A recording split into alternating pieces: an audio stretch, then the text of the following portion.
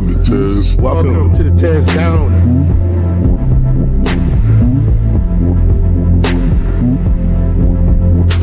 Welcome. I'm the Tez.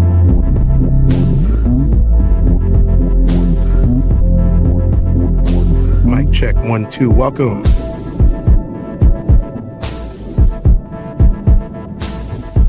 Welcome to the TezDown. Party time. Welcome to the TezDown. Good morning, everybody. This is the very first Black History Month special, and I promised it to you guys the other day, and I'm going to deliver right now. So, without further ado, I'm going to give you guys a TezDown rundown of what we got going on today, and we're going to start off with a throwback video from the past. Me and some fellow Bensters of mine, we had this discussion many years ago about what was going on in our country. And we're going to play a little bit of that. We're going to get into some Malcolm X. We're going to get into some Martin Luther King Jr., Dr. Martin Luther King Jr. And we're also going to talk about what would have happened if Martin Luther King Jr. and Malcolm X would have been able to join forces and move our country forward in progress for us brown people. You know, that is going to be most of our topics today. We're also going to touch on a dangerous subject, and that is Nazis and ICE and the comparison, and they are in our government today. So we're going to check it out. We're going to review it. We're going to test that down. I would like all crowd participation in today's episode. So if you guys got some ideas or some comments, feel free to throw those ideas or those comments towards me, and we will be able to get those done as quickly as possible. I will address them. Try my best to not ignore any comments as long as they are relevant to the conversation. And if they are, then you will find yourself sitting here on the TezDown. So let's get going. Without further ado, we got some throwback today. You're going to see a younger version of me with way less decorum about how to do this thing that we call podcasting. So let's go ahead and get that out the way early. When real life rocks up, it's a bit of a head fuck sometimes. Yeah, definitely. Cortez. And that was my Star Trek talk. Yeah. Cortez. Thank you. Hello. There we go. There we go. Anything to add, my friend? I mean, on top of all that, I mean, I'm going to say it because it's nice that we have representation for Star Wars and Star Trek and all like that, but our population in the United States, dude. Thanks, baby. She's trying to give me a high five for talking. My daughter was hilarious back I then. don't think that the majority of the population actually cared, honestly. Like they look at it as science fiction and that's what it is. And I like Star Trek. I'm gonna ignore everything that they were trying to do. And if they do something that I'm not comfortable with, I'm going to blow up the message boards and have them change it or that type of thing. And that's where we get today from. We get people who have all the suggestions in the world and no real answers, no real way to fix it, but then upset when everyone else decides that, look, I'm not listening to you anymore. And I'm going to do what I need to do to have you hear me because you keep telling me what I shouldn't be doing, but you're not telling me what I should be doing or how to fix a problem. So You want to put your hands over your ears? Or close your eyes too. Yeah, I think there's a lot of people who are sick of being told who they should be. And unfortunately, this sort of societal programming has kind of erupted into what we've got now, where we've got people saying, I don't want to be that. I'm not that. That caricature of who I am isn't who I am. And now there's, again, I think it's just basically been pushed to the side since the 60s. And now it's kind of erupted in this the metaphor of a man being killed by a police officer has highlighted so much stuff that is just put up with just every day. Yeah, okay, it's just that there. Okay. And she's like, do you know what? Oh, fuck this. I don't have this anymore. I'm not having this anymore. Bollocks. I'll tell you who I am. You don't tell me who I am. And I think people just had enough. Just had enough of just going, oh, okay, that's how it is. Yeah, whatever. Too much compliance. Too much. Well, you have a situation where a few years ago there was a particular athlete in the United States that started protesting silently by himself, and it gained steam. Other people also protested silently by themselves until the media started rolling with it and showing it all over the news and everywhere else, and asking questions about it. And finally they start talking about why they're doing it, and a good 70% of the nation backlashed against this. Yeah, And why?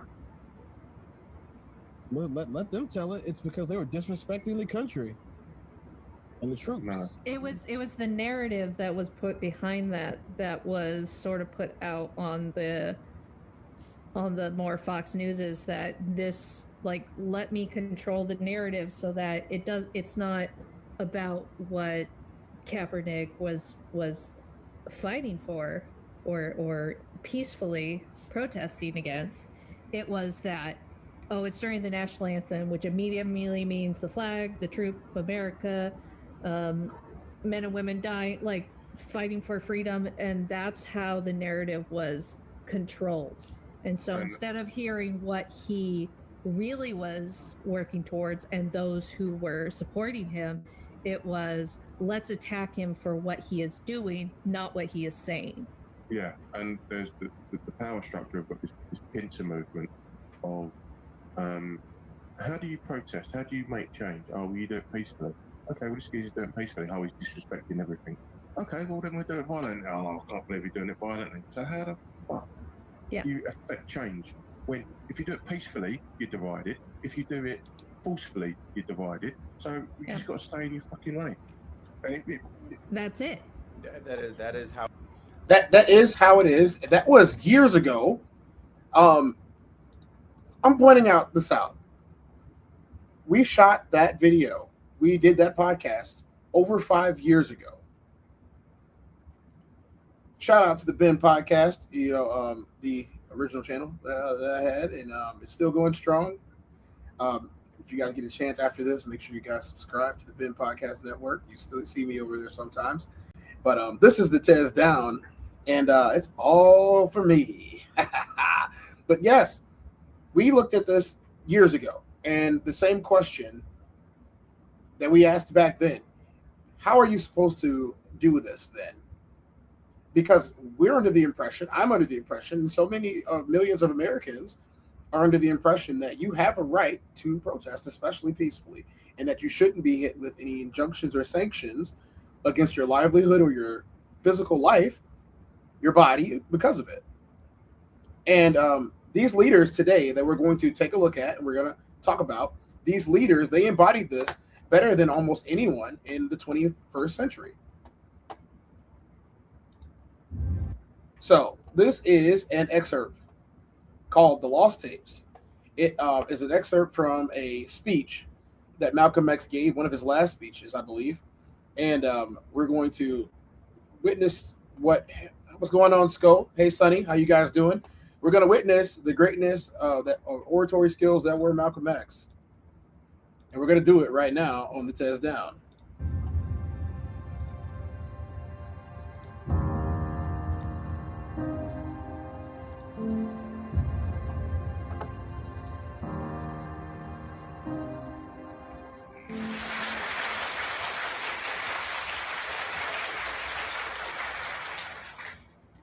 In order for you and me to devise some kind of method or strategy to offset some of the events or a repetition of the events that have taken place here in Los Angeles recently, we have to go to the root. We have to go to the cause.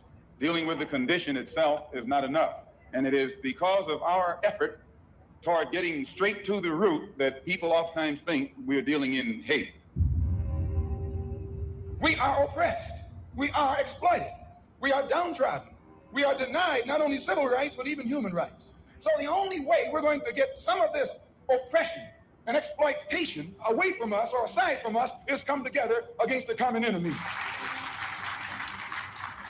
Who taught you to hate the texture of your hair? Who taught you to hate the color of your skin to such extent that you bleach to get like the white man? Who taught you to hate the shape of your nose and the shape of your lips? Who taught you to hate yourself from the top of your head to the soles of your feet? Who taught you to hate your own kind? Who taught you to hate the race that you belong to?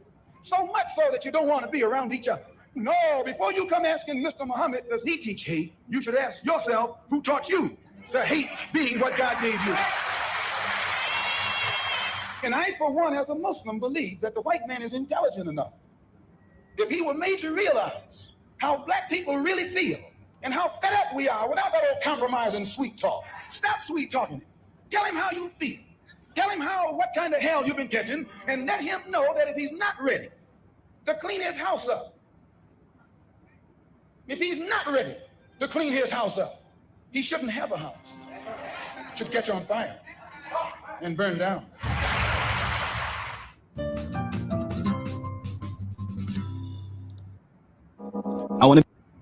I am inclined to agree with Malcolm X. I'm inclined to agree that anyone that doesn't take care of their house doesn't deserve to have one. And that includes this country that we live in. You have to do housekeeping. You have to do maintenance. You have to be able to clean things up, make things better. Why are we regressing at a time such as this? And for me, the first person that's going to do a Black History Month this stream, I want it to be ahead of the curve. I'm not saying that this is not the only one that I'm going to do. I believe I'm going to do a weekly special. Matter of fact, that's what we're going to do. We're going to do a weekly special on the TezDown called the Black History Month special. Once a week, we're going to do a special on another revolutionary leader from Black history. Today, we are doing Malcolm X Martin. I wanted to do them together for good reason.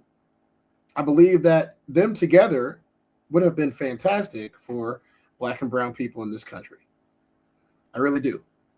Passports Code said, yeah, I'm more of a radical like Malcolm versus being nonviolent like Martin. See, here's the thing. I don't think that Martin was all that nonviolent. I think that a lot of what he did had to do with nonviolence, but I don't believe that ultimately he did not also call the people to stand up and do something about it. And, that being said, we got another video, and the next video that we're going to play from today is a video from Dr. Martin Luther King Jr. during his address, what's commonly referred to as I've been to the mountaintop. They love to cut out so much of Martin's speeches because so much of Martin's speeches were extremely revolutionary that many of you may never have heard them. So I'm going to play it and tell me what you guys think. I'll break it down and tell you what I think when we get done. We're not going to watch the entire speech. We're going to watch an excerpt from it. I'll stop it when I get ready to stop it, and then I'll show you guys where to go and find it if you want to watch the rest of it. But this speech was the I've been to the mountaintop speech. There's no video for it. There's just audio, and we're going to be fine with that. Pay attention to the words here.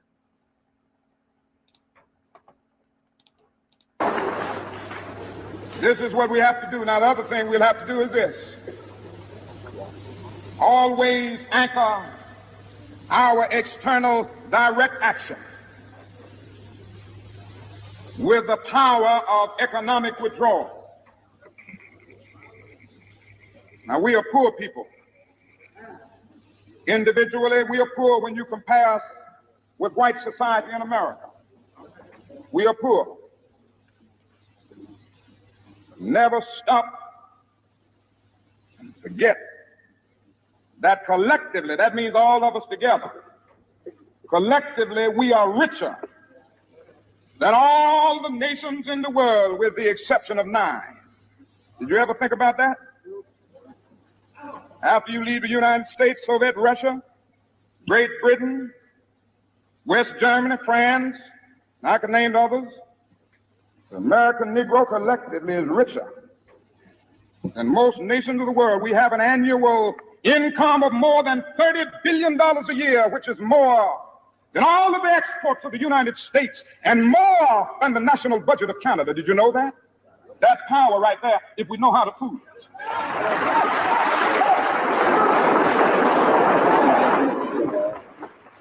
We don't have to argue with anybody. We don't have to curse and go around acting bad with our words. We don't need any bricks and bottles. We don't need any Molotov cocktails.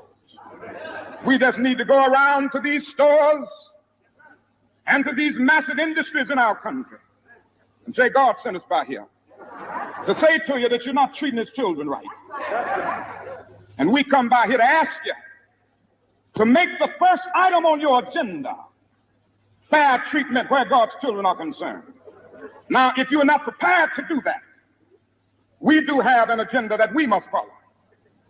And our agenda calls for withdrawing economic support from you.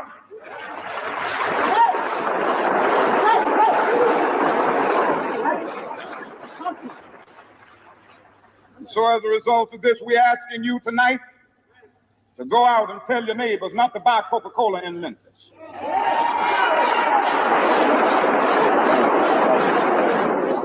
Go by and tell them not to buy sealed test milk.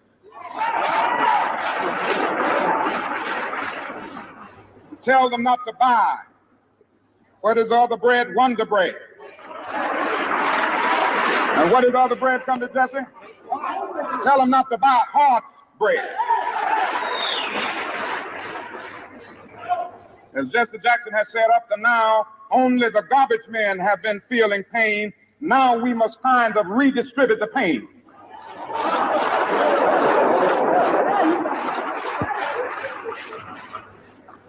We are choosing these companies because they have been fair in their hiring policies, and we are choosing them because they can begin the process of saying they are going to support the needs and the rights of these men who are on strike. And then they can move on downtown and tell Mayor Loeb to do what is right. And not only that, we've got to strengthen black institutions. I call upon you to take your money out of the banks downtown and deposit your money in Tri-State Bank.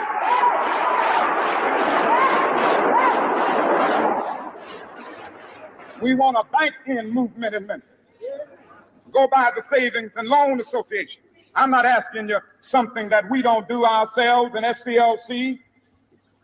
Judge Hooks and others will tell you that we have an account here in the Savings and Loan Association from the Southern Christian Leadership Conference. We are telling you to follow what we are doing. Put your money there.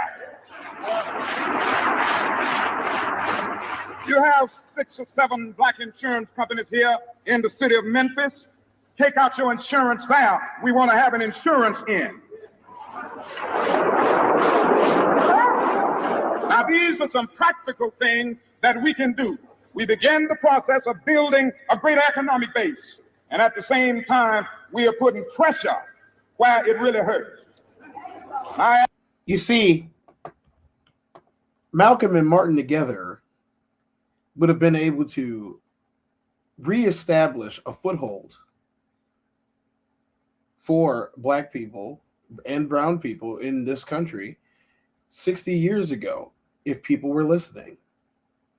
If people did what they said to do. This is the real reason why Martin and Malcolm were assassinated. This is the real reason why. Martin wanted us to remove financial support from companies that did not support our agendas. By our, I mean the advancement of colored people in the United States. How to cripple a company is to remove its ability to support. They called this canceling a couple of years ago, but Martin Luther King Jr. had this planned out. He told people what to do. It wasn't a suggestion. He told them to do it.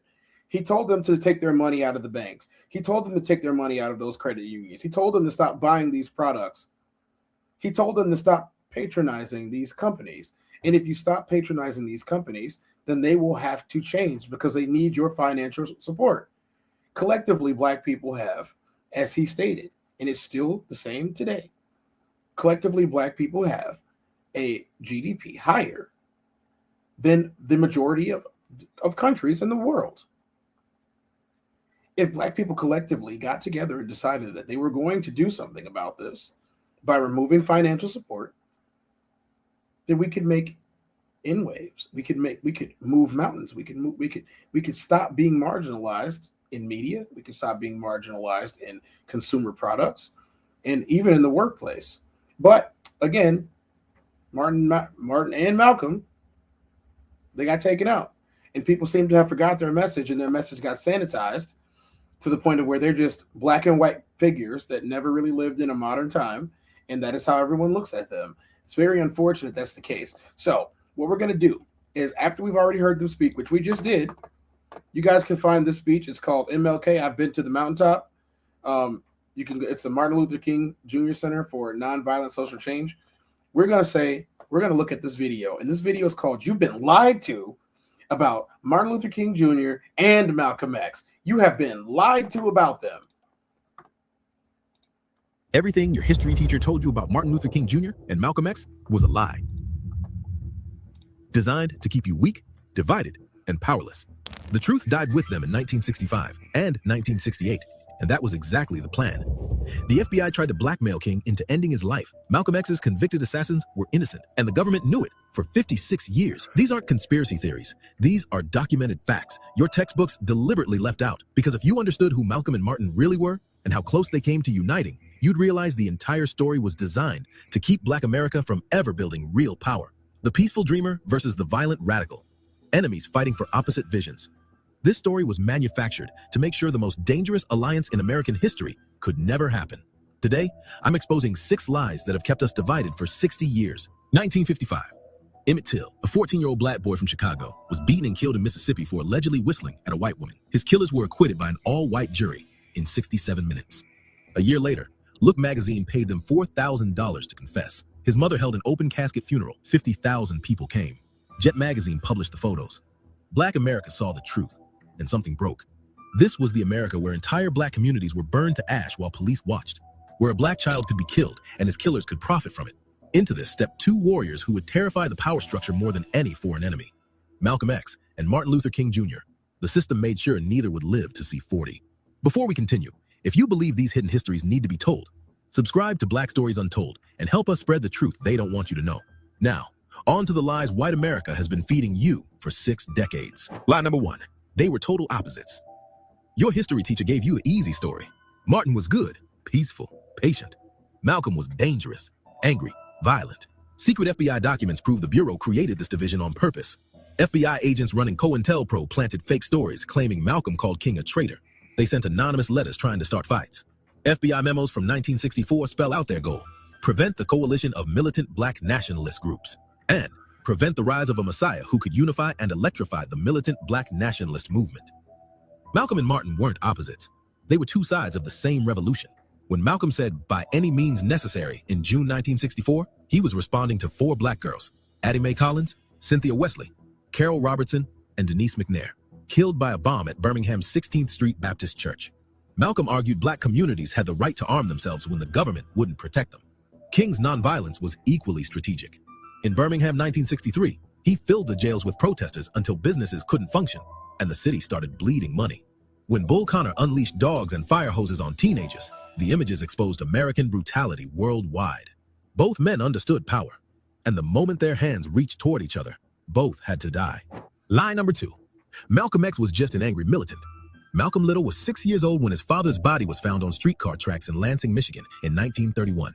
The family believed violent extremists from a hate group called the Black Legion killed him because Earl was organizing for Marcus Garvey. The insurance company ruled it self-inflicted to deny benefits. His mother struggled alone with 7 children. In 1938, she had a mental breakdown and was committed to Kalamazoo State Hospital for 24 years. Malcolm was 13 when he and his siblings were scattered into foster homes. At age 20, Malcolm was sentenced to 8 to 10 years for burglary. In prison, he copied the entire dictionary by hand, read Kant, Schopenhauer, Nietzsche, transformed himself from a street hustler into a scholar who would speak at Harvard and Oxford. When he joined the nation... That was Denzel Washington as Malcolm X in the movie. It was a great movie if you guys ever cared to watch the movie. He did a really good job of playing Malcolm X. Of Islam in 1952, he built an empire. The NOI had about 500 members. By 1963, Malcolm grew it to 100,000. He recruited Muhammad Ali, founded Muhammad Speaks newspaper, reaching 600,000 circulation. He was building black power that didn't need white approval. But here's what destroys the angry militant lie. In 1964, Malcolm left the nation and went to Mecca. He wrote, "I saw tens of thousands of pilgrims from all over the world. They were of all colors, but we were all participating in the same ritual, displaying a spirit of unity and brotherhood." He founded the Organization of Afro-American Unity and started building bridges. How many people have heard of this organization before? He said, definitely going to watch it later on with my glasses off now that I'm older. Exactly. What's going on, Roxy? How you doing? Roxy over here checking in. What's going on, y'all? As you guys can see already, there are some misconceptions that we have been taught for generations, that we even repeat in our own statements, in our own debates, in our own conversations. We're repeating things that aren't true at all. How many people have recognized the Organization for Afro-American Unity? How many people have heard that before? Huh? Someone tell me.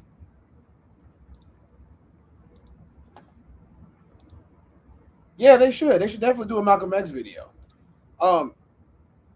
If you have never heard of this organization, look it up. You'll learn some pretty cool things about Black history. Maybe we'll talk about it one day. Building bridges. In January 1965, while King was locked in a Selma jail, Malcolm traveled to Selma. He met privately with Coretta Scott King and told her, "I want Dr. King to know that I didn't come to Selma to make his job difficult. I really did come thinking that I could make it easier. If the white people realize what the alternative is, perhaps they will be more willing to hear Dr. King." He told a gathering at a Congress of Racial Equality meeting, "We want freedom now, but we're not going to get it saying we shall overcome.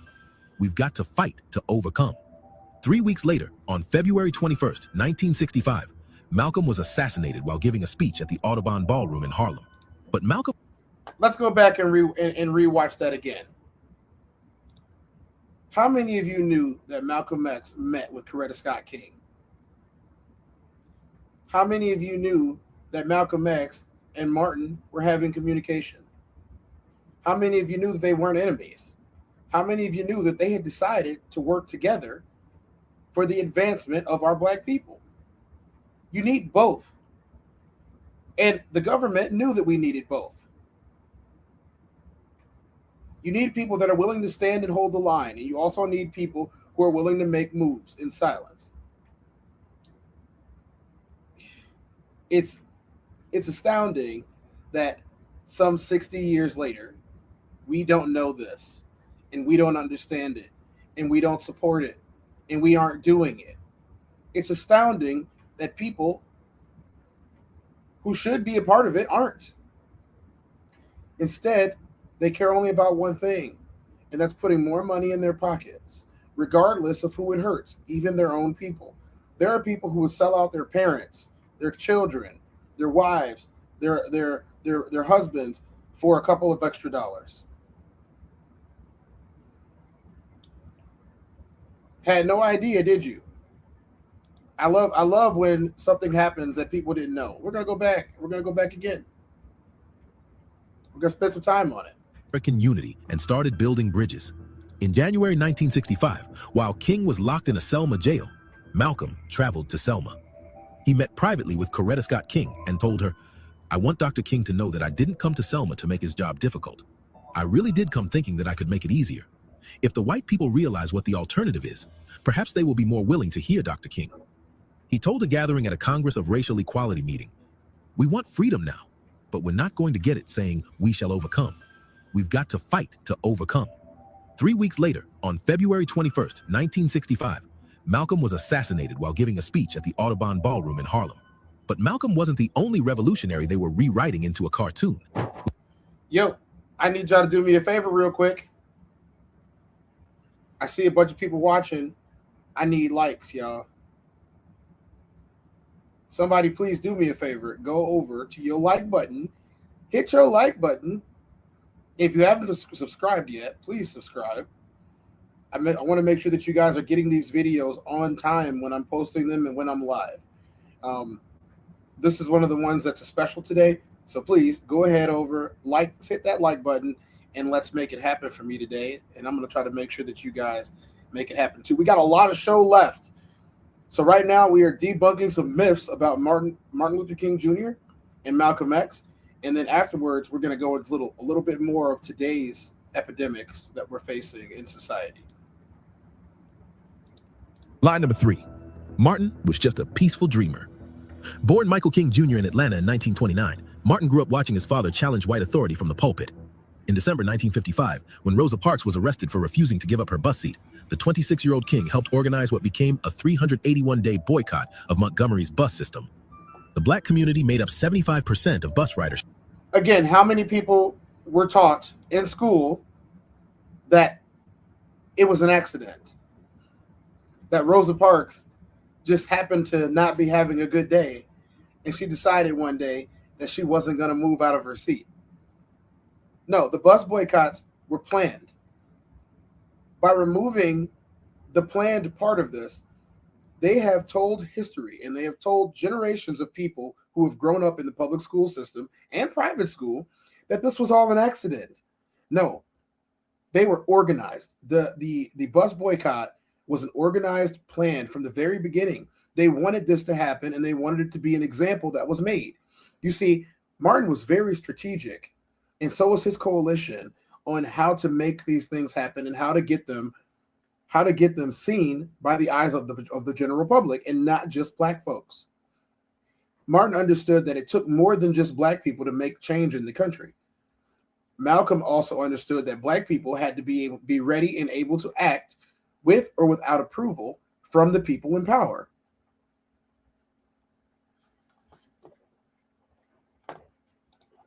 So this was a plan. This was a plan. All of this was planned out, and it was important that it was. Born Michael King Jr. in Atlanta in 1929, Martin grew up watching his father challenge white authority from the pulpit. In December 1955, when Rosa Parks was arrested for refusing to give up her bus seat, the 26-year-old King helped organize what became a 381-day boycott of Montgomery's bus system. The black community made up 75% of bus ridership. They crippled the city's transportation revenue for more than a year. King and other organizers arranged carpools and coordinated rides, while the city arrested him and 88 others for conspiracy to interfere with a business. The boycott held. By December 1956, the Supreme Court ruled Alabama's bus segregation law. You guys see this, right?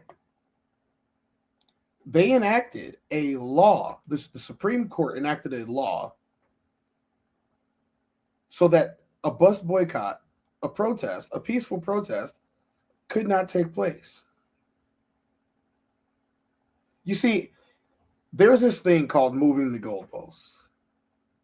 Moving the goalposts happens anytime that a goal is created and or reached by an individual or a group of individuals. The governing party, the governing group of people, they decide that, well, you didn't go far enough.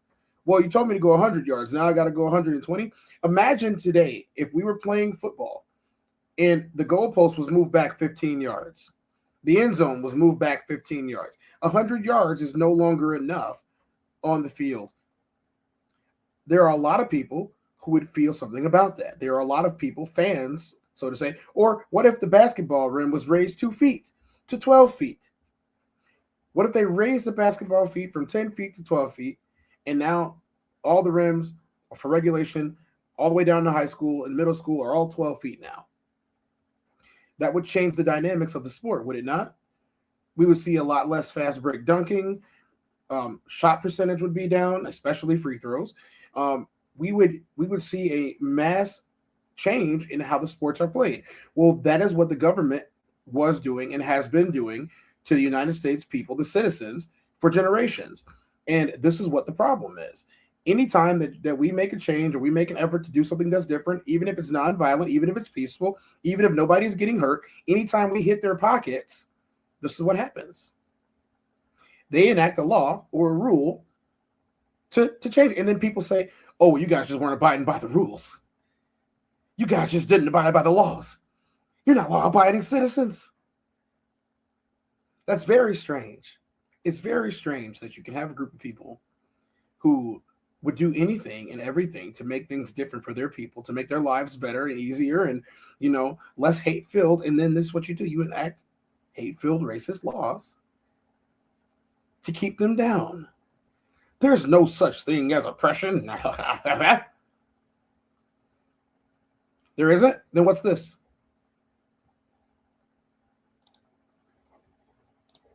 unconstitutional. They froze King in 1963 with I Have a Dream and hoped you'd never learn what came after. On April 4th, 1967, exactly 1 year before his assassination, King stood in Riverside Church in New York City and delivered Beyond Vietnam, a time to break silence. He called the United States government the greatest purveyor of violence in the world today and connected the dots between racism, capitalism, and militarism. He described how America was taking the black young men who had been crippled by our society and sending them 8,000 miles away to guarantee liberties in Southeast Asia, which they had not found in Southwest Georgia and East Harlem. He demanded America undergo a radical revolution of values and shift from a thing-oriented society to a person-oriented society. How arbitrary that must be of an idea to switch from a society that's built on capitalism and how much stuff you have to a society that's built on how taken care of are the people in that place. How arbitrary an idea it must be for equality and freedom in a place that calls itself the land of the free. So what happens to Martin? What happens to Malcolm with their ideals? The backlash was instant and brutal. The Washington Post published an editorial titled A Tragedy, saying King had diminished his usefulness to his cause, to his country, and to his people. The New York Times accused him of linking two public problems that are distinct and separate. The NAACP passed a resolution condemning King's anti-war stance. Civil rights leader Ralph Bunche accused him of making a serious tactical mistake. King lost allies, donations dried up, and the FBI marked him for destruction. But he pushed forward anyway. In December 1967, he announced the Poor People's Campaign. I want you guys to get a good look, maybe screenshot that. For extra credit, somebody please send me who all of these men are. You do see President John F. Kennedy and Dr. Martin Luther King Jr. all in the same room. As you guys can see, there is a distinct pattern that is being displayed here in the 1960s in America. No problem, Roxy. These are things that most people don't know.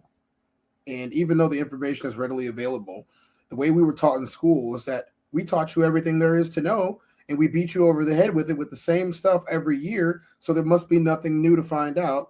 So there's no reason for you guys to go searching for this. Well, this is the information age, and we're going to find out everything that we can about these people. A plan to bring 3,000 poor people of all races to Washington, D.C. to occupy the National Mall until Congress passed an economic Bill of Rights guaranteeing employment, a living wage, and housing. They would build Resurrection City, a shantytown on federal land, and refuse to leave until their demands were met. This wasn't about asking nicely anymore. This was about forcing the government's hand through economic disruption. King was killed in Memphis on April 4th, 1968, while organizing striking sanitation workers. But here's the lie that made it all possible. The lie that kept these two giants from ever joining forces. Lie number 4. They hated each other. March 25th, 1964, U.S. Capitol Building. Malcolm X and Martin Luther King Jr. met for the first and only time. Both were attending Senate hearings on the Civil Rights Act. After King finished the press conference, Malcolm approached him in the hallway. They shook hands, exchanged pleasantries. Photographers captured one image of them smiling together. The entire encounter lasted less than a minute, but the Have you guys ever seen that picture of Martin and Malcolm smiling together? How many people have seen this picture before? Think about it. Probably not very many. This is not one of the pictures that is usually shown when they're talking about Martin Luther King Jr. or Malcolm X. This, for sure, was not in any of the textbooks that I grew up with. Facts go. Doesn't matter. It doesn't matter if he was black or white. It mattered that he was an American citizen. And the people of America need to be treated as if they're American citizens, especially when they're marginalized, especially when they've been marginalized. At this point, we're still talking about Jim Crow era. We'll talk about Jim Crow another day. It won't be today. You guys need to be coming back here. So subscribe to the channel.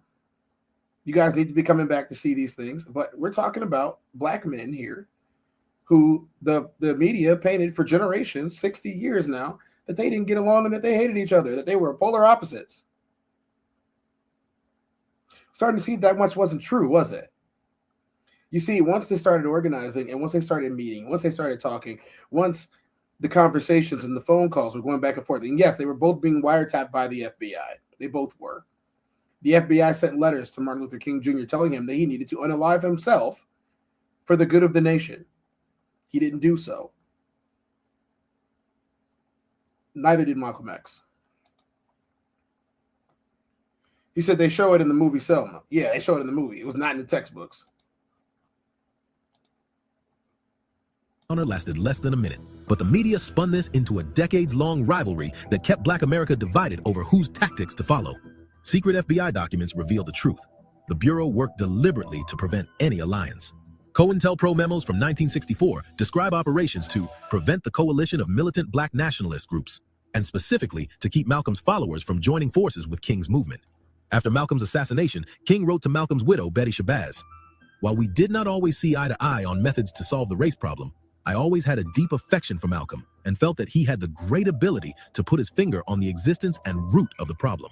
By early 1965, both men were moving toward the same revolutionary understanding. Malcolm was reaching out to SNCC organizers like John Lewis and Fannie Lou Hamer, offering his organization as support for the more militant civil rights.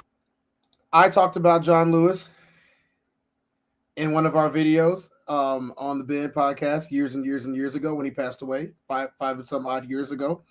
I will play part of that again after this. And I want you guys to just understand that this is not new. Workers who were tired of getting beaten without fighting back. King was connecting domestic racism to American imperialism and calling for fundamental economic restructuring. They were converging on a shared truth. The enemy wasn't just segregation laws, but the entire capitalist system that required Black oppression to function properly. Imagine if they'd united. Malcolm's organizing with King's authority, Malcolm's international connections with King's churches, Malcolm's self-defense with King's ability to expose white violence. That would have been unstoppable. The government knew it. That's why neither man lived to see it happen. Lie number 5. Their deaths were tragic coincidences. The FBI began watching King in December 1955, the exact month the Montgomery boycott started. By 1963, FBI Director J. Edgar Hoover had personally authorized wiretaps on King's phones and bugs in his hotel rooms. On November 21st, 1964, just days after King won the Nobel Peace Prize, the FBI mailed an anonymous package to King's home. It contained a tape recording of King in various hotel rooms obtained through illegal surveillance. The letter that came with it, later confirmed to be from the FBI, was read by King and his staff as a threat, telling him to delete himself before accepting his Nobel Prize. One line read, "There is only one way out for you. You better take it before your filthy, abnormal, fraudulent self is bared to the nation." The United States government tried to drive Martin Luther King Jr. to end his life. That's not speculation. That's documented fact the FBI admitted to. Malcolm was equally targeted. FBI files show the Bureau had planted informants inside the Nation of Islam since the 1950s. After Malcolm left the NOI in 1964, surveillance got even heavier. On February 21st, 1965, Malcolm was assassinated at the Audubon Ballroom. 3 Nation of Islam members were arrested: Talmadge Hayer, Norman 3X Butler, and Thomas 15X Johnson.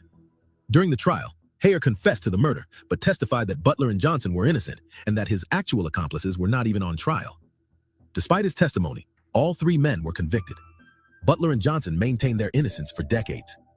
In 2021, 56 years later, a New York judge threw out their convictions, calling them a miscarriage of justice. The government knew they were innocent. They let 2 innocent Black men die in prison to hide the truth about who really killed Malcolm X. King was shot on April 4th, 1968 in Memphis. James Earl Ray was convicted of the crime. But in 1999, the King family brought a civil case seeking answers. After a month-long trial, a Memphis jury unanimously found that King was assassinated as the result of a conspiracy involving the Memphis police, organized crime figures, and government agencies. Lloyd Jowers, who owned a bar below the rooming house where Ray allegedly shot from, testified that he was paid $100,000 by a Memphis produce dealer with organized crime connections to help arrange the assassination. Both men were under constant FBI surveillance. Both were targeted by COINTELPRO. Both were deemed threats to national security, not because they were violent, but because they were effective at organizing Black people to challenge the system. And the government benefited from both deaths. Lie number 6. Their legacies are taught accurately. After taking the lives of Malcolm and Martin, the government did something more clever than erasing them. They rewrote them into harmless symbols. Malcolm got frozen as the angry militant, his intellectual growth after Mecca deleted from textbooks. His final year reaching out to civil rights groups, building coalitions, and developing international solidarity networks? Gone from the story. They kept just enough of his militancy to scare people away from actually studying his political analysis of capitalism and imperialism. King got sanitized into a safe dreamer. His 1967 condemnation of America as the greatest purveyor of violence in the world? Erased. His demand for a radical revolution of values that would dismantle capitalism? Ignored. His Poor People's Campaign calling for wealth redistribution? Barely gets a mention. Corporate America now plasters his face on advertisements during MLK Day sales, offering discounts in his name. They've transformed a revolutionary who died organizing striking workers into a mascot for the system he fought against. This serves a purpose. A divided black movement arguing over whether to follow Malcolm or Martin stays weak and predictable. The sanitized King allows white liberals to celebrate civil rights without confronting their role in capitalism and ongoing oppression. The demonized Malcolm lets the media paint any black person demanding self-defense as an extremist who needs to be stopped. Meanwhile, the FBI admitted in 2018 that they watched Black Lives Matter using tactics identical to COINTELPRO. The war on black liberation never ended. The methods just got more sophisticated. You've been lied to because the truth threatens power. Both understood racism, capitalism, and militarism were connected. Both moved toward unified action, combining moral pressure, economic disruption, self-defense, and international solidarity. Evidence strongly suggests government involvement, from surveillance and harassment to exonerated killers to the 1999 conspiracy verdict. To honor them means rejecting the lies. Read Malcolm's post-Mecca speeches. Read Beyond Vietnam. Understand their complete evolution. Refuse to choose between their strategies. Black liberation requires combining all approaches: protest and institution building, moral appeals and economic pressure, integration and self-determination, nonviolence and self-defense. Malcolm and Martin were killed, but their vision survives. Black people united across differences, economically independent, internationally connected, willing to fight for complete liberation by any means necessary. That vision still terrifies power, which is why we must speak it, teach it, and live it. If you want to resist the whitewashing of history, subscribe and share this video. Drop a comment telling me which lies shocked you most. And check out our other videos where we expose more revolutionaries the system tried to erase from history. This is Black Stories Untold. Well, guys, I got to tell you, there was a lot that was going on at that time. There was a lot of misinformation that was being shared. There is still a lot of misinformation being shared today. And I would behoove you all to do more research on the people that these people are talking about and trying to tell you about, especially when they were serving your interests. Please go ahead and do that. As you are well aware of, the government lies. They just lie. They lie to effectuate their purpose, and then they rewrite the stories to make their purposes seem more clear. So they mentioned John Lewis and the efforts that John Lewis has made. We lost John Lewis some 5 and some odd years ago. And we did a video about John Lewis on his passing, and I'll play a little excerpt from that from you. From the BIN Podcast, episode 27, called Delayed to Rest.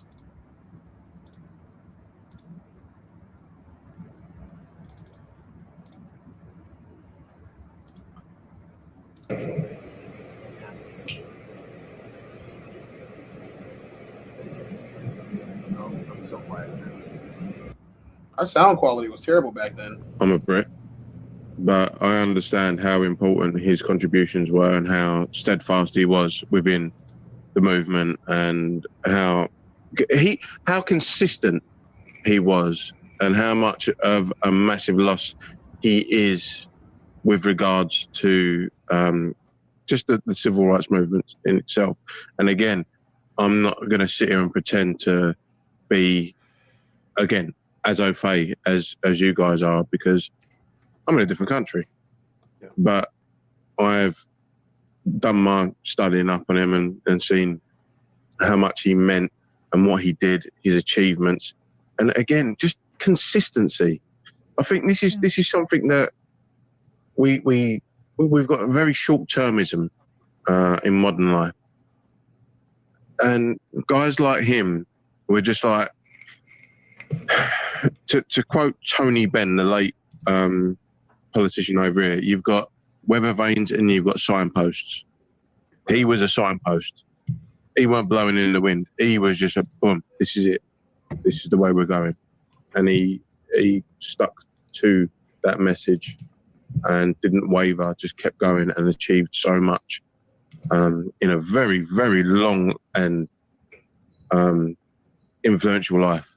And if any of us can carve 1% of what he did, then we've done well. Yeah, that's a major achievement to get at 1% of Yeah, John Lewis. definitely. Cortez, any remarks? For me, John Lewis was someone that we could all look up to. And I say this because he was someone that was a freedom fighter who turned to government and tried to make a change from the inside. And I think that if we had more people like him to represent those interests in government, we could get some change done. And I don't want to drag it out by talking about all the things that he did, but if you ever get a chance, go check out John Lewis and everything that he did since the civil rights movement all the way till the day he passed away. The man literally dedicated his entire life to making ours better. Yeah. I'll be right back, guys. I have an unexpected delivery. Uh-oh. Better be Boost. It is not, pizza. unfortunately. Pizza. It is neither, unfortunately. Nope, not a pizza. It was actually my new headphones, which I'm still wearing today. So check that out. That's some time traveling stuff for you right there. Looking at me back in the past and seeing I was coming along and how much better my audio is today. I appreciate how far we've come along. Anytime that you're afraid to stand up for what you believe in, you've already lost. Believe it or not. Trying to hide in the shadows, trying to play the game as to what they don't know me. No, they know where you are. They know who you are. They know what you're doing. Maybe you just don't matter enough to them for them to make a move on you. But the minute that you do, best believe that you're going to get a letter. You're going to get a visit. Someone's going to talk to you about something, somewhere, somehow, whenever. These are not government conspiracies. These are facts. And unfortunately, the world that we're living in today, it just is not cool. You know what I mean? So you guys yesterday, if you guys were a part of my stream, and we're going to segue a little bit here. If you guys were a part of my stream yesterday, you saw some of the stuff that I was saying about members of the government, people who are in control and in power right now, and some of the people who have influenced things in government, like Elon Musk and his companies, and the Doge that he was a part of, to make the government more money efficient, and it somehow made the government worse and made it less efficient. So we talked about how they have ties to certain neo-Nazi groups and how the leader of ICE is also a Nazi. So I'm going to show you guys, and you guys tell me, what do you think? Do you guys think that he's a Nazi? You guys think that the leader of ICE is any of these things? I do. That's Border Patrol Commander Gregory Bovino appearing to give a like salute to the agents who work for him. Many have compared him to an SS commander, and not just because of his distinctive trench coat uniform. He's led the most violent of the ICE raids, getting into multiple legal battles about his tactics, like using force against protesters, clergy, and journalists in Chicago. The guy literally led a midnight raid into an apartment building and arrested children. Agents used Black Hawk helicopters and flashbang grenades, then filmed it for propaganda. He was also behind the operation in Minneapolis when Renee Good was fatally shot by an ICE agent. His tactics are under scrutiny in cities across the country because of widespread warrantless stops, heavy use of force, and violent raids. But if we back up and look at Trump's DHS as a whole, this kind of makes sense, because the agency hasn't hidden its intent to attract men aligned with white supremacist ideology. Recently, DHS referenced a neo-Nazi anthem in a recruitment ad. Let's go back here. You guys see this? Is someone going to tell me that he wasn't doing what it looks like he was doing? Another angle. Fits right in, doesn't he?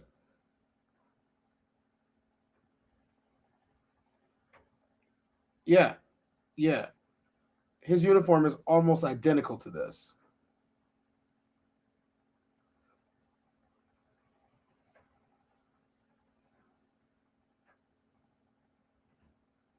Do you see what he's wearing?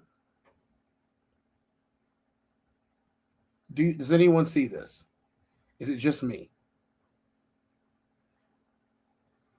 cities across the country because of widespread warrantless stops, heavy use of force, and violent raids. But if we back up and look at Trump's DHS as a whole, this kind of makes sense because the agency hasn't hidden its intent to attract men aligned with white supremacist ideology. Recently, DHS referenced a neo-Nazi anthem in a recruitment ad. In October, it posted an image of George Washington on a horse with the phrase "America for Americans," a slogan widely associated with the KKK. That same month, it posted night imagery, frequently used in propaganda to brand themselves as crusaders defending Europe. And in an August post, DHS wrote "Which Way, American Man?", a reference to a 1978 book by Nazi author which promotes racist and violent ideology. Gregory Bovino isn't a one-off. He's the encapsulation of Trump's authoritarian immigration policy. But here's the thing. They're trying to instill fear with these costumes and aggressive tactics, but we see them for how pathetic and desperate they really are. That's why people are still standing up to protect their communities.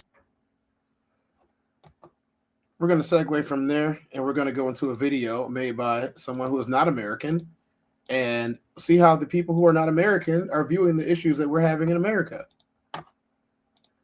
Because some people say these are unfair comparisons to make. Are they unfair comparisons to make, or are we on point here? Some things are just too big to ignore.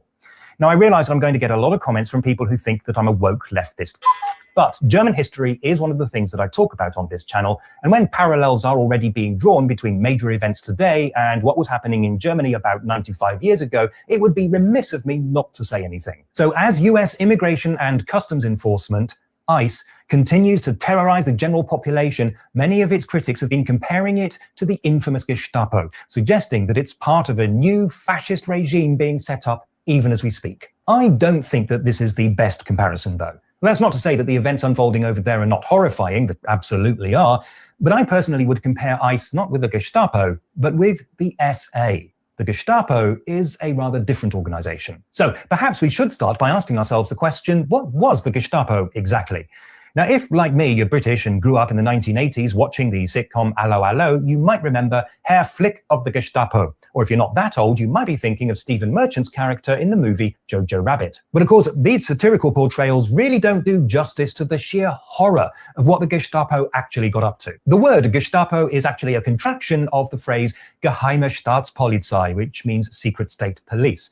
It wasn't secret in the sense that nobody knew it existed. It was secret in the sense that it was responsible for covert surveillance and intelligence gathering. At least that was the intention when it was set up in 1933, although set up is not exactly the right word here. It was formed out of the Prussian secret political police, which had been around since the 1850s.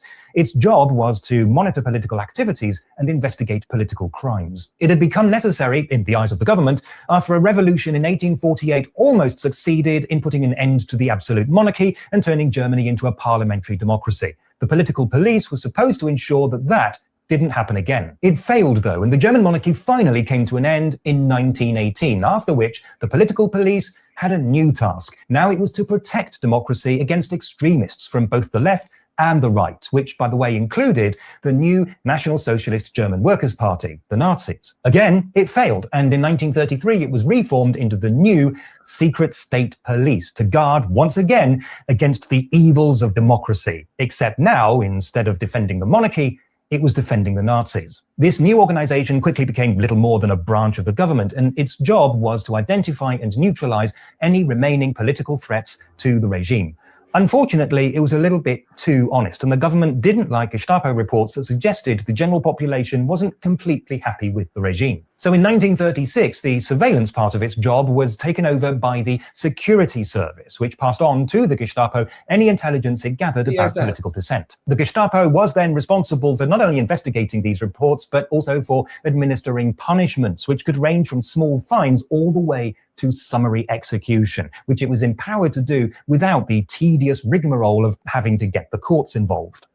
So, in American terms, that is the loss of due process. Due process is the court situation. So you get arrested, you go to court, you get arraigned, you see a judge, they set a bail. After they set the bail, you're allowed to post bail if you're allowed to have one. And then you get to see them in court and either plead out or take them to trial. That's how it goes. They have to read you your rights, do all that. So when due process is suspended, none of this happens and you can be executed where you stand. No arrest, no jail, no judge, no jury, no arraignment, no paperwork. You're dead. That's how it works. And that's happening. So we're going to keep on hearing about what exactly it was and what the parallels are today and if there's any real difference. Not that that would have made much difference, because by then the government had already made sure that all of the judges were Nazis. The Gestapo were brutal and used all kinds of unethical practices to persecute anyone they regarded as an enemy of the state. For example, they would blackmail and torture their victims and even fabricate evidence simply in order to extract confessions from them. But what they didn't generally do was to march around the streets in broad daylight, beating, arresting, and even killing anyone for any reason. That, as I said, was the speciality of the SA. The history of the SA is even more complicated and confusing than that of the Gestapo, but basically it goes back to the very beginnings of what would eventually become the Nazi Party. This was in the uncertain and sometimes violent period between the two world wars, when it was quite normal in Germany for political parties to employ their own security personnel. The Nazis were no exception, and their security guys formed what came to be the Storm Division, the SA. These were not people who were selected for their intelligence. It was a paramilitary organization that specialized in brute force. As the Nazis grew in power and influence, the SA was doing a pretty good job of instigating fights and riots in the streets. Its main targets were communists, social democrats, Jews, and even some Christian groups. In short, they were thugs who, over time, became more and more organized and eventually developed a military-style hierarchy. In 1933, as the Nazi Party was tightening its grip on power, the SA was in effect used as a kind of auxiliary police. Regular police officers were made to patrol together with SA men who were authorized to act on behalf of the state. Once the infamous Reichstag decree was enacted, the SA was suddenly free to do almost anything it wanted and set about terrorizing, arresting, imprisoning, and torturing anyone they didn't like. However, while the SA helped to put the Nazis in power, it was now in a position to remove the Nazis from power and had therefore become a threat. So in 1934, the party neutralized the SA by assassinating its senior members and taking over its leadership. So, to sum up, the Gestapo was mostly concerned with investigating and punishing political dissent, while the SA was more concerned with terror through brute force. How does this correspond to present-day America? There are, of course, no perfect matches, because history doesn't really repeat itself. As the saying goes, it rhymes. So we're not looking for exact parallels, but rough approximations. My impression of ICE's activities at the moment is that they're closer to what the SA might have done.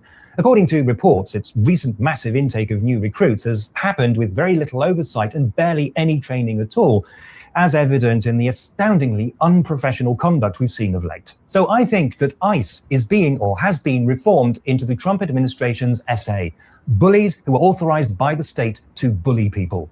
The role of Gestapo, I think, is more likely going to be played by something like the FBI, perhaps with the help of an intelligence agency like the CIA, just as the Gestapo was helped by the security service. And I have to be honest, given the apparent lack of oversight, I have a nasty suspicion that a lot of these new ICE agents were involved in the January 6th insurrection and have little or no formal training. In short, they are, not to put too fine a point on it, thugs. And I think this is what we have to bear in mind. It's not just one organization that we have to worry about. The Nazi regime was supported by a whole network of different organizations, each one protecting all of the others. That was not exhausting in the general sense, but this is what Greg Bovino said. Calling law enforcement names like Gestapo or using the term kidnapping. That is a choice that is made. There are actions and consequences that come from those choices. So you're telling me that freedom of speech is no longer allowed. Does anyone else have a problem with freedom of speech not being allowed in this country? Is it just me? Am I the only person that thinks that someone telling you that you can't say things anymore is a violation of your, I don't know, constitutional rights? What happens when your constitutional rights are suspended and there's no more due process? Well, they start offing people. And guess what? They've been offing people. And they're getting away with it. No one has been tried. No one has been charged. No one has been arrested. Nobody has been jailed. They haven't even been relieved from duty. And then when someone chooses to listen to a politician, a so-called journalist, a community leader that spouted that type of vilification towards law enforcement or anything else, when you choose to listen to that, That is a choice, and there are consequences and actions there also. I think we saw that yesterday. Now there are consequences and actions towards people who are just listening. So not only can you not speak freedom, you cannot listen to it either. Otherwise, there's going to be consequences and repercussions for listening and or speaking about your freedom of speech. To call these people whatever you want to call them. Calling law enforcement names like Gestapo or using the term kidnapping. That is a choice that is made. There are actions and consequences that come from those choices. Wow. No, not even able to have free speech in the country anymore. Imagine that. Imagine what happens when you can no longer speak freely before risking jail time. It's pretty interesting if you ask me. I think that as a nation,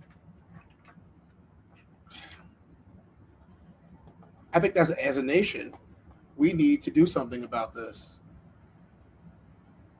I think that as a nation, we need to think about how un-American this really is. In the last 24 hours, there have been multiple protests. There have been multiple situations that have come up of violence, of dissent in the world that we're living in right now. And there's towns that are ready to do something about it. And here they are on display for us all. Comes as Washington leaders prepare for a possible legal showdown with the federal government. Today, the governor and attorney general called ICE agents out of control and their actions unconstitutional. Come as Michelle Esteban joins us live with next steps and reaction from the chair of the Washington GOP. Michelle.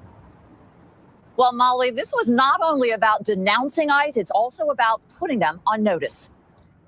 We are focused on preparing to the fullest extent possible for a similar escalation by ICE against our will here in Washington state. It is a direct response to this, just 2 days after another U.S. citizen, Alex Preddy, was fatally shot in Minneapolis. The Department of Homeland Security said the agents acted in self-defense, but conflicting accounts from eyewitnesses and state and local officials are questioning that claim. ICE is, to be blunt, completely and totally out of control. Governor Bob Ferguson and Attorney General Nick Brown pledging to use every legal option available and insisting they will react to any federal action in our state that violates constitutional or state law. We need immigration enforcement in this country, from my perspective.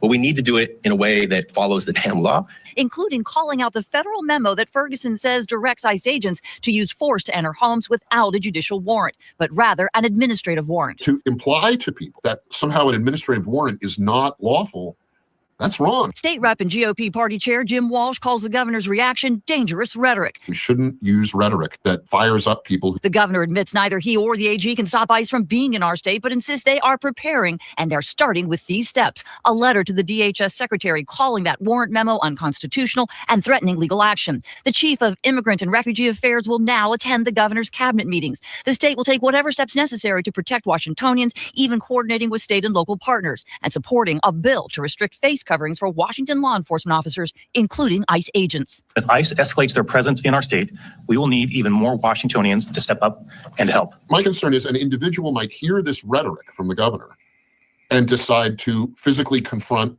a federal law enforcement agent in the midst of executing an immigration warrant. Now, that community vigilance is really about if you see something, say something. State leaders really referring to all the cell phone videos we've seen posted to social media as ICE moves in and operates in various cities and communities. But that's the latest. I'm Michelle Esteban. We'll throw it back to you.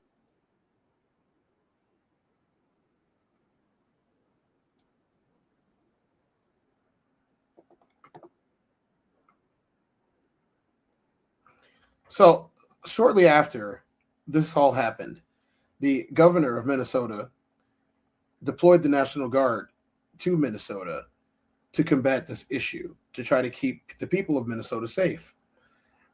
So now you have ICE versus the National Guard and the police and the government of Minnesota and Minneapolis. I don't know what you guys think that looks like, but to me, that looks a little bit like civil unrest, or some people might call it a civil war. Lastly, before we leave here today, we are going to watch this last video about these parallels and these tactics, because it is pertinent to our conversation that we're having on this today.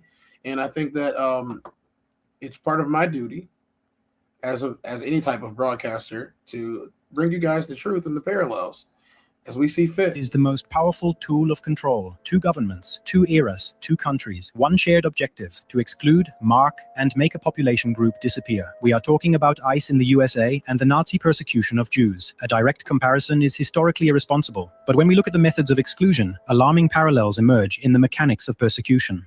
Nazi Germany. The Nazis created the racist ideology of the subhuman. The Jewish population was portrayed as an alien element and an existential threat to the German race. Key phrases: racial hygiene, corrosive influence. The Nuremberg laws of 1935 institutionalized this exclusion, systematically stripping Jews of their civil rights. In recent US politics, we see rhetoric that labels migrants, often implicitly of Latin American origin, as illegal aliens or criminal threats. The government criminalizes an entire group. The result: instead of discussing immigration, we talk about national security and the hunt for criminals, even when most arrested individuals have no criminal record. Nazi Germany. The boycott of Jewish businesses in 1933 and the pogroms, especially Kristallnacht in 1938, were acts of terror that let everyone in the country know, you are fair game. The violence was sudden, unexpected, and targeted the innocent. This created immense pressure to flee, which initially pleased the Nazis. USA ICE policy. Critics condemn ICE agents for raids in workplaces, near schools or churches. This tactic tears families apart and forces migrants to live in constant fear of leaving their homes. A climate of hysteria prevails, crippling communities. The fear that a spouse or parent might be arrested keeps people in isolation. Nazi Germany. The Aryanization of Jewish assets was a gigantic, state-organized plunder. Jewish property, homes, art, everything was confiscated. Forced labor in concentration camps exploited the persecuted until death. The Nazi system profited directly and massively from the expulsion. USA Charter ICE policy. A large portion of ICE detention facilities are operated by private corporations. This means incarceration is a business model. More arrests lead to more profit. Critics speak of incentives for mass detention. Let's stop that for a second and let's talk about that. Mass incarceration has been a business model in America since the 1990s and maybe even way before then. With the privatization of the prisons in this country, we have seen a disproportionate amount of Black and brown people occupy the prisons in a country where they are the minority. It makes no sense for 13% of the population to be 56 or 60% of any jail population in any area, because in any area, they are not the majority in any area. Even when you go to a place like Memphis, Chicago, Los Angeles, Texas, or all over Texas, Dallas, Houston, New York City, Washington, D.C., these are all a symptom, Seattle, like these are all symptoms of a systemic issue. Regardless of whether you want to believe it or not, the numbers don't lie. And the numbers say that this isn't possible on a natural model. You know, I know more good Black people than I do bad ones.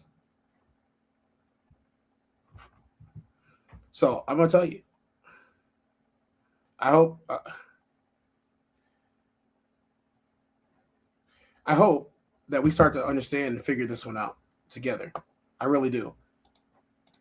And inhumane conditions, such as lack of medical care, in these private prisons. We must never forget one thing. The Nazi regime developed its apparatus of persecution toward the final solution, the industrial and systematic mass murder of 6 million Jews and millions of other victims. This is the absolute, incomparable boundary that separates the Holocaust from every other form of state exclusion. ICE is part of a legal system aimed at deportation, but the Nazi goal was annihilation.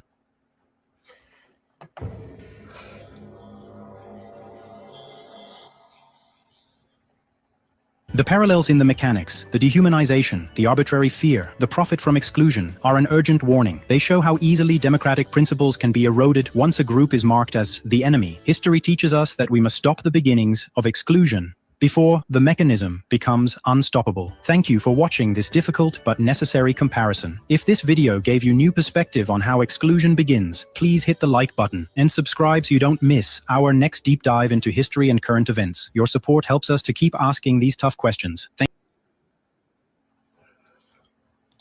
So you guys need to understand. You guys need to understand this. One of the main things that I have a problem with is the government, any police force having the ability to stop you and bother you without identifying themselves, without asking for your identification, without any real process of how to do it. No one should be able to run inside of your house. No one should be able to come and get you out of your job. No one should be able to go into the schools and take your children on suspicion. No one should be able to do that. That is not the law. Due process should exist regardless because of the law, and they're operating outside of that.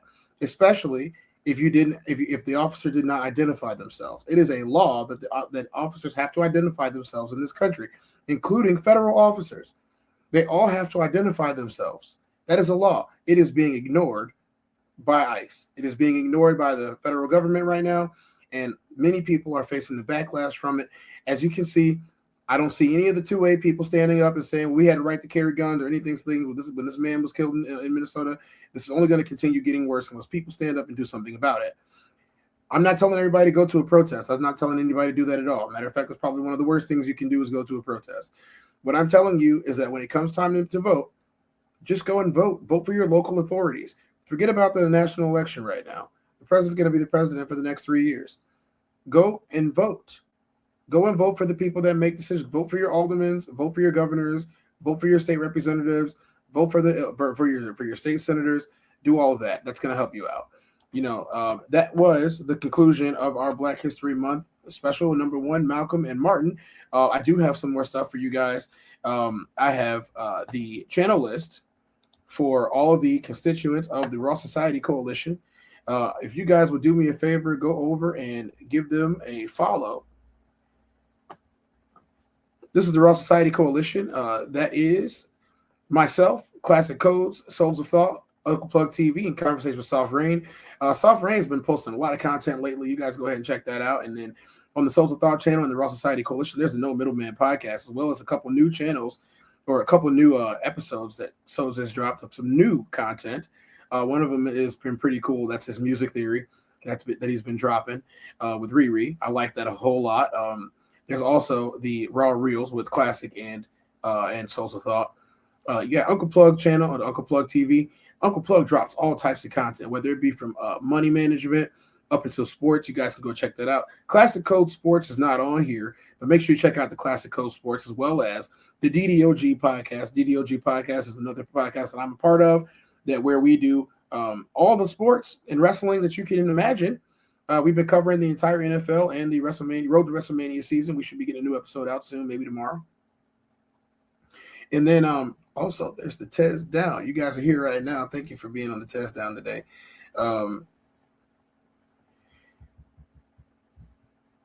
Thank you for being on the TezDown today. I will make sure that I show you guys what we have going on next.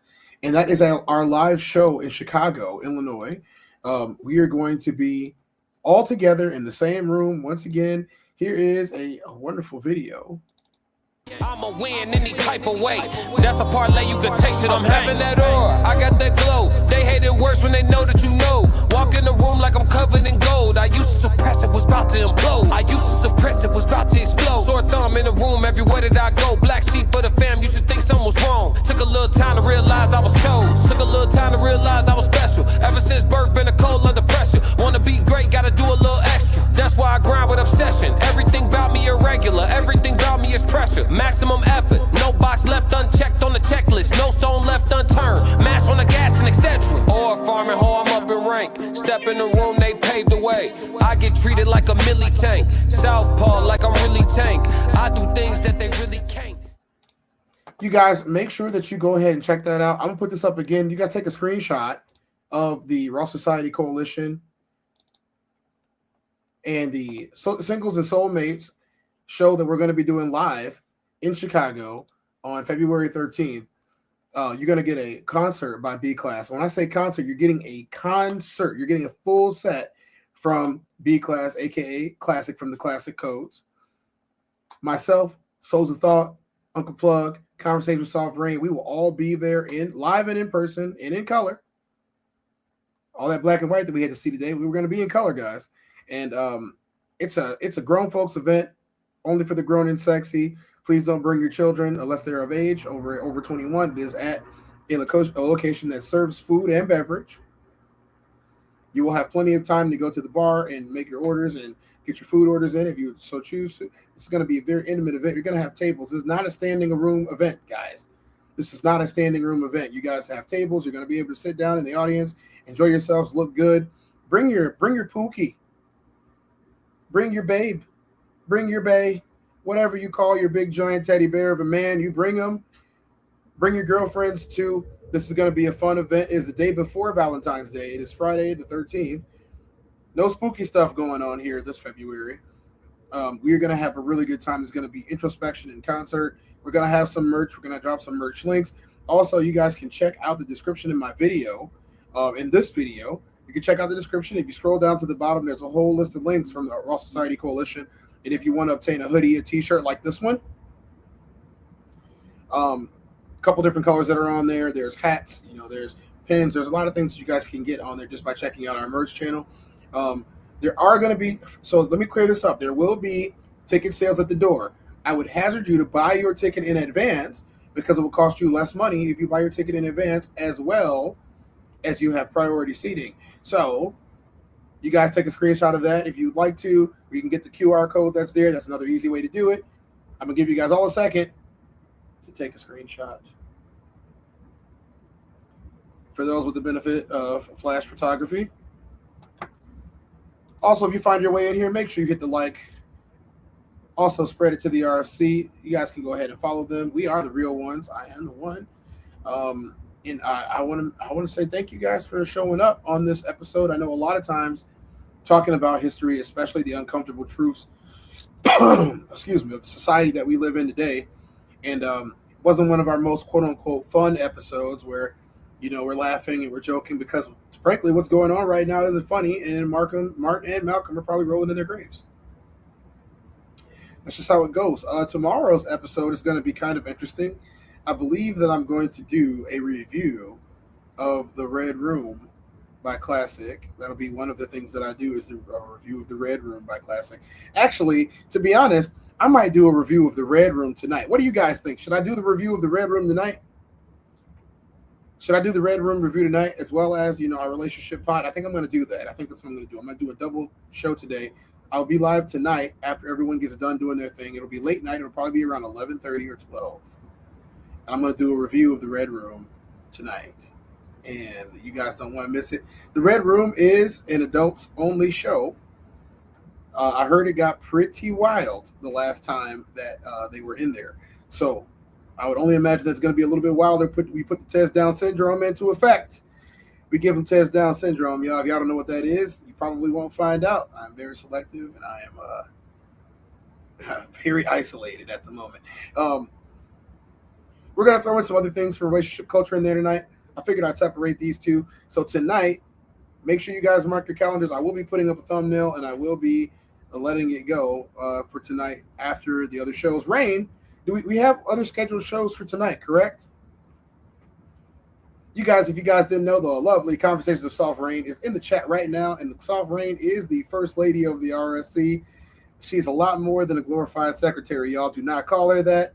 She does bite. I haven't found out personally, but I have heard stories, and you don't want to piss off Rain. Not at all. I definitely don't.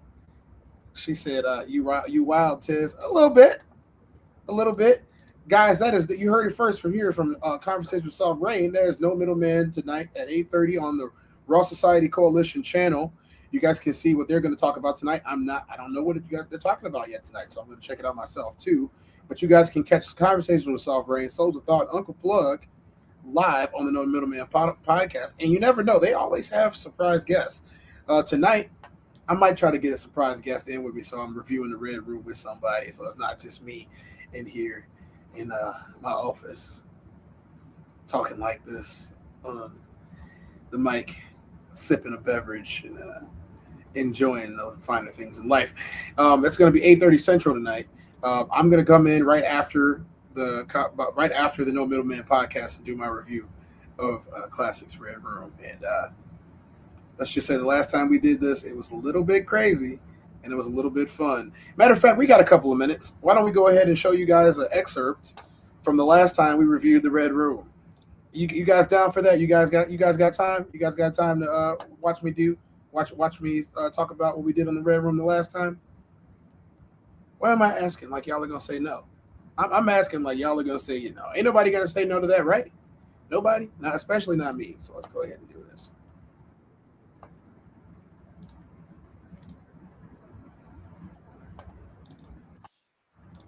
Because that's gonna ultimately. Let's go. To argue which came first, the chicken or the egg. So, you guys, if you start doing that tonight, we'll stop doing this. You know, these are the opinions of people. I'ma win any type of way. As soon as we get done, this is a review tonight, guys. This is a true review. So, we're not going to stop to say that's not true or that is true. We're not going to stop for either one of those tonight. I hope you guys understand the format of how this is going to work. So, what's actually more, let's say, analogous? I ain't gonna lie to you. I feel like that's girl math. I understand she's explaining science, but I don't conceptualize it the same way. I think she's essentially saying en route to having a penis, you must first have a vagina. I wholeheartedly disagree. Just because your penis have to be small in order for it to get big, that's like saying to be tall, you had to once have had been short. Well, so guys, that was a little bit of an excerpt from the Red Room, and that lets you guys know how Classic and them are showing up. Notice I didn't say the other word that starts with the C. If you guys want to check out in a little bit, Classic is going live at 4 Central. So that's about 2 hours from now, an hour and 45 minutes. You guys can go over to the Classic Coach channel and check out Classic. And for everybody at the RSC, especially me, thanks. And take care of yourselves and be safe in these streets. I'll see you guys tonight. I'll see you guys in Classics. I'll see you guys in the No Middleman podcast. You can check out all the links in the chat as well as in the description of this video. And we'll be back tonight, and then we'll be back tomorrow because there's no stopping what we do now.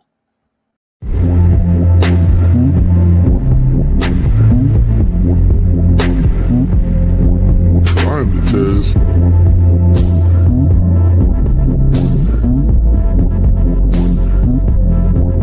I'm the Tez. Welcome to the TezDown.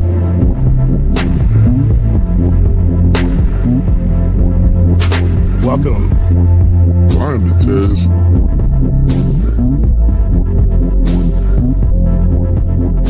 Mic check 1 2. Welcome.